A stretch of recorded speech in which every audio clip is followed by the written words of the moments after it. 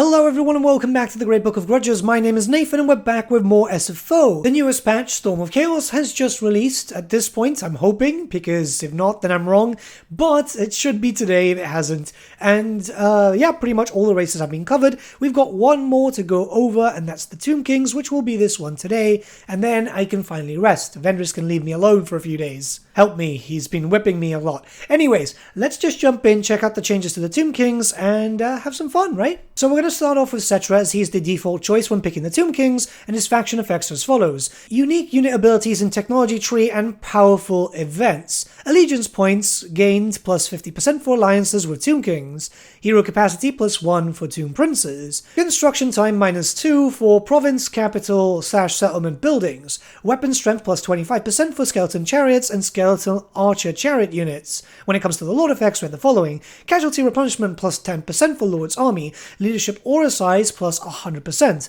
Local recruitment capacity plus 2 for own local province.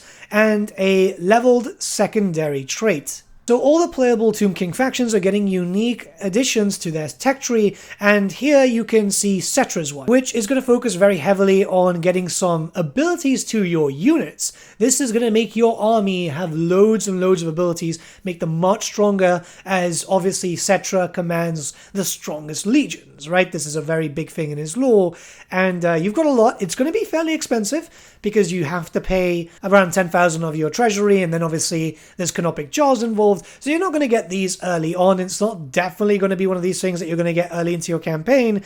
But as you progress, as you're going to deal with stronger enemies, this is something that's going to be noticeable. You're going to need this. Now, not only that, but Cetra also has access to a unique type of event which occurs every 50 turns or so. Keep in mind that it's also quite RNG focused, so you might not see it every single 50 turns, and this is going to provide some bonuses. At the beginning it's just quite basic, and then they're going to get stronger and stronger. You're going to need canopic jaws for it, so it might be a good idea to save up your canopic jaws as soon as you start your campaign. But you can see here that the bonuses are very good, and they're definitely going to give you that extra power that you might need, especially to deal with all the enemies at the beginning. When we go to Catap, we have the following faction effects. Changeable campaign effects every 40 turns, and extended technology tree. Hero capacity plus 2 for Lich Priests. Right cost minus 25%. Mortuary cult crafting cost minus 25%. Unique generic lord, the Lich High Priest. When it goes to the Lord effects, we have experience gain plus 50% for characters, hero in Lord's army. Campaign movement range plus 10%, and construction cost minus 10% for all buildings and local province. So you might want to keep him a bit more stationary than usual, but it'll definitely help as, the Tomb King economy isn't really great. Let's just be honest about that. It does take a while to get it up and running. Now, when you go towards the tech tree, you've got a few different things here which are quite cool. First up, you're going to be able to get some Legion units. These are special new types of units. Then there's other stuff which is going to focus around bonuses towards income from ports, or extra construction cost reduction, extra research rate, campaign movement range for all armies. It's quite powerful. It's going to take a while for you to get it. It's still quite expensive, as they start off quite cheap, 2,500, but they get all the way to 7,500 or 500 canopic jars. There is also some prerequisites depending on which one you go for. And these are the effects that can pop up for you. You'll get an item, and you'll also get a nice bonus for 40 turns. It does take a while, so you can get loads of canopic jars, extra income, or you can focus on having some units being unlocked, extra capacity. It depends on what you want, exactly what your playstyle is, and you've got to make a choice. So you've got to actually think about this, because once every 40 turns do pass by quickly, but that depends on how you play. So yeah, think about it, and you can get a decent push into your campaign. Now, when it comes to generic lords, yes, you have a generic lord option, which is super cool. The Lich High Priest is a spellcaster based lord, which is going to allow you to have, a proper Hierophant in your army, right? Here, it's a generic character, but you're able to pick up a lot of bonuses. You can choose the lore directly in there, so you can go Lore of Nehekara, Lore of Light, Lore of Death, and yeah, just play around, have some fun. I really like the system. I think it's going to work out quite well, especially for this type of lore option, because it kind of makes sense for Catap to be able to get loads of spellcaster lords. Moving on to Kalida now, we have the following faction effects: vampire hunting missions and additional control effects on military buildings, unit capacity +1 for Sepulchre stalkers per major settlement, diplomatic relations +25 with Tomb Kings, diplomatic relations -100 with Vampire Coast and Vampire Counts, and finally ammunition +25%. If you're wondering around the diplomatic relation debuff, it's because she really hates vampires. Finally, with the Lord effects, we have attrition -25% for casualties suffered from all attrition in Lord's armies, corruption -5 for local province, enables poison attacks, attribute snipe for the Lord's army, so a lot of your archers are going to be very strong, and charge bonus +25% when in foreign territory for Lord's army. When it comes to her unique tech tree, this one's going to be quite interesting because it's going to boost up your troops' capabilities quite dramatically, but there's going to be a bit of an issue. Some of these techs are going to weaken Kalida herself. Now don't you worry, there are other ways to make her quite strong, but it's kind of like trading off, which is kind of interesting. I do like the concept. It's very, very different. It means that you have to think ahead. Now at certain points, Kalida will get stronger and stronger, not just from skill points, but from other means too, so it will even out. But here you're going to have to think, do I want my legendary lord weaker to make my armies a lot stronger? And I honestly say that the answer should be yes, trust me. This is because you will have some extra effects granted to her as you start doing these special missions, which are basically hunting down vampires, killing down vampires and stuff. You'll have to do stuff like, for example, here is reach rank 10 with Kalida, and you'll get this already. I kind of bugged it out because obviously I used a cheat mod to instantly level me up a few times, but it's a pretty cool system. It definitely makes it a bit more thematic, that's for sure, especially for Kalida, who hates vampires. Then we're going to move on to the last character before we go into the generic stuff, Arkin the Black, right? Really, really cool character. The left hand of Nagash. He's got the following faction effects. Has access to certain vampire count units, vampiric corruption. This now works fully for him, by the way. Vampiric corruption completely works. Corrupted Tomb King landmarks and unique army stance.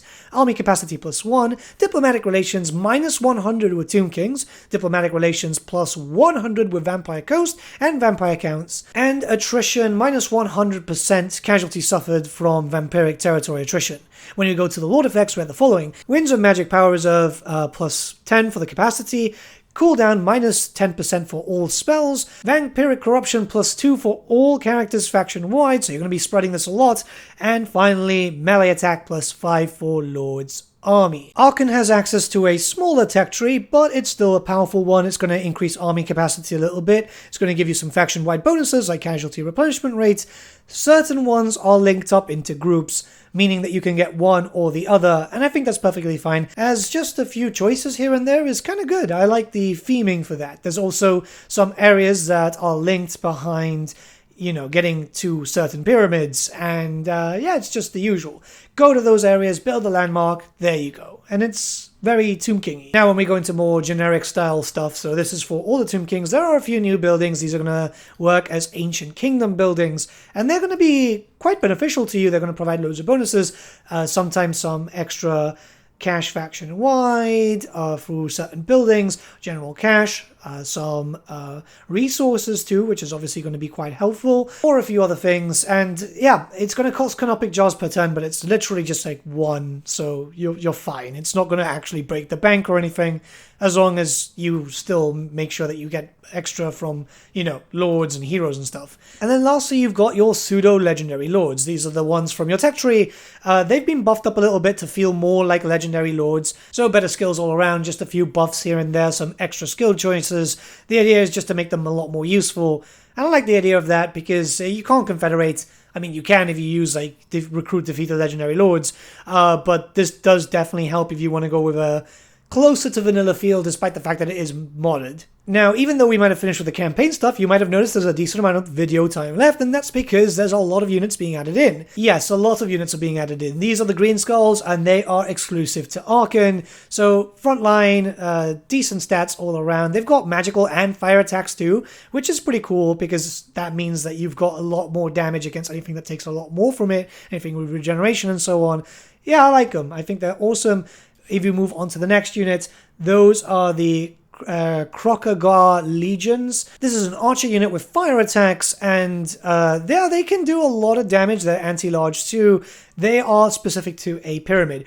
I don't know which exact pyramid it is, but there's a lot of units that are exclusive to pyramids, so you'll be getting these units when you go to specific locations and build up certain landmarks. It's going to be quite the travel, but it means that you're going to be getting a lot more to play with. The next unit are the Zandri Black Shields. 3 guesses where you can find them from. These are spear units with shields. Again, decent stats, anti-large, charge defense against all. They've got a bleed attack too, so if you're going to be dealing against anything that's just going to need to be bled out a little bit, there you go. And yeah, it won't take too long to be able to get it. You're going to have a little bit of issues with, say, for example, Catap getting these types of units, by the way. Mostly because Catap's in, well, the other side of the world, but everyone else is quite centralized. Bright Shields are another unit, and these are axe infantry. You can find them in a pyramid too. Pretty basic, but you can kind of count them as like regiments of renown, and it's kind of nice just to have more units that you're getting from just picking up locations that you should be picking up anyway. So it's keeping to the theme, and I think that's kind of cool. There's a lot of them, and yeah, you can see, I'm just going down the list. There's an absolute load of them. But that lets you play a little bit of Pokemon, I guess, which is always fun. The next ones are the Glowing Ghouls. Fenris has been playing a lot of Fallout, I think. But yeah, these are an Arkin exclusive. Anything that's very Vampire Count style is exclusive to Arkin, which obviously makes sense. And yeah, you know, it's a decent unit. They've got a really nasty aura about them that'll do some damage and reduce damage resistance to enemies, which it could be helpful, especially if you're going to be dealing with a lot of Bretonians. Hawk Legions of Cetra are exclusive to, well, you guessed it, Cetra, and these are very strong troops, decent stats all around. They're an anti-infantry unit with melee expert. They can hold themselves out quite a bit. I've been playing a lot with Cetra, and they're not too bad, I must say. Not the best units, but then again, they're supposed to be like kind of mid-tier. And again, these units are kind of like extensions to your roster, not really part of your roster, so I think it makes sense with how it's being done. The next units after that are the Golden Host of Marak, and these are Nahakara warriors, once again, just like the Hawk Legion, and you can find these guys in a pyramid, so yep, you're going to just go hunting for them. These are more your defender type of units, and yeah, you know, you want a frontline defense, especially as you're dealing with, say, a lot of vampires, you're dealing with the dwarves. Having something that's durable is quite beneficial. The next units are the Whites of Stone Raftarn. These are exclusive to Arkin, and they're very, very strong. Very good at being still and taking a few good hits. They're also very good at dealing damage because they're anti-infantry too, but it's their defender and resilience which I really like about them. The fact is that they're very multi-purpose, right? It's an army of whites, so like you can't go wrong with that. They're just really, really, really strong, which is funny because they're considered to be skeletal warriors. But yeah, let's move on. Now we have the Legions of the Asp, and these are obviously for Kalida. So yeah, very, very good archers. They've got poison attacks, great accuracy, good range. 180 is nothing to sniff at. In all, they're going to do a lot of damage. These are going to be kind of like in the tabletop when you boosted up Kalida's archers. They were really, really decent. So I kind of like this. It just gives you that feeling of that once again, which, yeah, nostalgic. Guardians of the Alabaster Tower are another pyramid unit, and these are equivalent to Tomb Guard. They've got halberds and they've got shields. They're going to be able to hold down, again, a defensive unit, but this time it's anti-large. So if you're dealing with big monsters, you're going to want to bring these guys along. They look freaking cool too. Big fan of the shields in general. Yeah, there's not much I can really say about these units. If we move on, we've got the Nagash's Guard, and these are the equivalent to basically, you know, again, it says Skeletal Warriors, but they're Tomb Guard, they're Grave Guard. They're very, very strong. Axe infantry, they're shielded too, very, very powerful. They look super cool. I love the coloring. I think the purple with the lilacs just really makes them very noticeable on the battlefield. But yeah, big troop, and exclusive to Arkin once again because Arkin deserves a little bit of love, doesn't he? The Sphinx Legion of Numas, 3 guesses where you can get them from, are a spear Tomb Guard version. So spears and shields, really, really decent. They're capable, they're anti-large, they're defenders. You're going to get a lot of defensive units, which, yeah, I mean, it depends on how you use them, I guess. Mostly I play quite aggressively or with a lot of archers, though. But yeah, they look cool. The second to last unit is the Marak Guard. These are another pyramid unit. And yeah, So Tomb Guard, these are halberds and shield. Very traditional, very, very cool. They're defenders too, they're anti-large. You're going to get a lot of that here. You're going to get a lot of that. But I think that just kind of makes sense because they're specific to the specific regions that you're getting, right? And lastly, for unique units, we have the Sepulchrex, and these are Upshakti that are specific to the Black Pyramid of Nagash. So, yeah, beeline straight for them if you want them. Very, very strong. They've got, you know, Terror, they're anti-infantry, they have armor-piercing damage, they're capable, got a really good effect to them too. Like, they are very, very good at doing damage. I really do like them. I think the coloring is quite nice on them too. But yeah, there's a lot of things coming to the Tomb Kings, as you can see. I've had a decent amount of fun with these guys. Mostly been playing as Cetra. I just kind of like Cetra the most out of all of them. But yeah, there's a lot. There's absolutely a lot. With all that being said, what do you guys think about the changes coming to the Tomb Kings? I feel like they've done a little bit more just to differentiate the Legendary Lords, but also keep them quite uniformed, because at the end of the day, there are a uniformed faction. Remember that the SFO patch for Storm of Chaos should, in theory, have gone out already, if not a little bit later.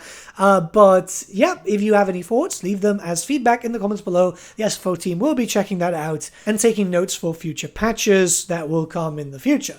But with all that being said, have a nice day, guys. I have done an ungodly amount of videos in a little bit of time, so I am going to get some rest. See you all very soon.